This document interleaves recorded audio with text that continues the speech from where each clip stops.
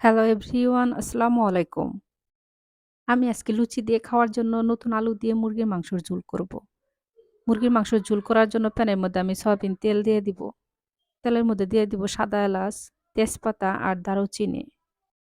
তেজপাতা, দারুচিনি, সাদা এলাচ আমি একটু তেলের মধ্যে ভেজে নিয়ে দিয়ে দিব পেঁয়াজ বাটা।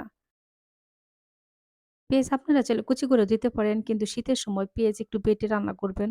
তাহলে দেখবেন যে তরকারিটা অনেক ঘন হয়ে যাবে। আর ঠান্ডা হলে তরকারিটা তো জমে যাবে, খেতে বেশি ভালো লাগবে।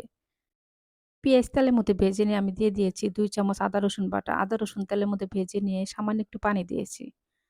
এখন আমি দিয়ে দেব স্বাদ মতো লবণ, ১/২ চামচ হলুদের গুঁড়া, ১.৫ চামচ শুকনা মরিচের গুঁড়া আর ১.৫ চামচের মতো ধনিয়ার গুঁড়া দিয়েছি। আর দিয়ে দিব ১ চামচ ভাজা জিরা বাটা। এখন আমি মসলা খুব ভালোভাবে কষিয়ে নেব। এইভাবে যদি মুরগির মাংস রান্না করেন তাহলে অবশ্যই পেঁয়াজ বেটে তারপরে দিবেন। পেঁয়াজ বেটে যদি না দেন, বেশি করে কুচি করে দেন তাহলে ২-১ টা পেঁয়াজ বেটে তারপরে দিবেন। তাও পেঁয়াজটা বেটে তরকারির মধ্যে দিবেন, তাহলে দেখবেন যে তরকারিটা অন্যরকম একটা টেস্ট আসবে। মসলা কষিয়ে নিয়ে আমি মুরগির মাংস দিয়ে দিয়েছি। মুরগির মাংস মসলার সাথে মিশিয়ে নিয়ে এখন আমি ঢাকনাটা ডেকে মুরগির মাংস কষিয়ে নেব। আমি চুলার জাল মাঝারি আঁচে রেখে তারপরে এই চিকেন ভালোভাবে কষিয়ে নেব। এখন আমি দিয়ে দিব কেটে ধুয়ে পরিষ্কার করে রাখা আলু। আলু আমি একটু বড়, বড় করে কেটে দিলাম, যেন একটু দেখতে সুন্দর লাগে। আমি এই চিকেনটা ৭-৮ মিনিটের মতো কষিয়ে নেব, চুলার জাল মাঝারি আঁচে রেখে। আর এই কষানোটা অবশ্যই ভালো করে কষিয়ে নেবেন। এখন আমি উপরে দিয়ে দেব কাঁচামরিচ। কাঁচামরিচ দিয়ে ঢাকনাটা ঢেকে এখন আমি আবারও কয়েক মিনিটের মতো কষিয়ে নেব। দেখেন কয়েক মিনিট পর একদম নিচের ঝোলগুলা শুকিয়ে গেছে। মুরগি থেকে যে অল্প একটু পানি উঠেছিল পুরাটাই শুকিয়ে গেছে। এখন মুরগির মধ্যে তেল আছে। তো এই তেলের মধ্যে আমি আবারও কয়েক মিনিটের মতো ভেজে নেব।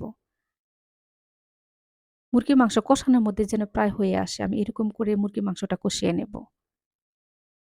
এইভাবে মুরগির মাংস রান্না করে লুচি দিয়েও খেতে পারবেন, পরোটা দিয়ে বেশি ভালো লাগে খেতে। আর গরম ভাত এগুলা খিচুড়ি এগুলোর সাথে তো ভালো লাগেই। মুরগির মাংস কষিয়ে নেওয়া হয়ে গেছে, এখন আমি পানি দিয়ে দিব।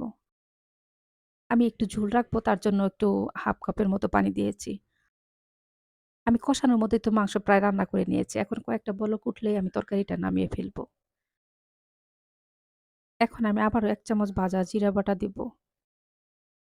রান্না শেষে অবশ্যই ১ চামচ ভাজা জিরা গুঁড়া দিবেন বা জিরা বেটে দিবেন। ভেজে তারপরে দিবেন, তাহলে সুন্দর একটা স্মেল বের হবে আর খেতেও খুব ভালো লাগবে। এখন আমি ঢাকনাটা ঢেকে তরকারি রান্না করে নিব। আর আমার এই রান্না যদি আপনাদের ভালো লাগে তাহলে অবশ্যই আমার ভিডিওতে একটা লাইক, কমেন্ট আর একটা শেয়ার দিয়ে দিবেন। আর যদি আমার সাথে থাকতে চান তাহলে অবশ্যই আমার পেজটাতে ফলো দিয়ে আমার সাথেই থাকবেন। আমার রান্না প্রায় হয়ে এসেছে। এখন আমি নামিয়ে ফেলবো। সবাই ভালো থাকবেন। আমাদের জন্য দোয়া করবেন। আল্লাহ হাফেজ।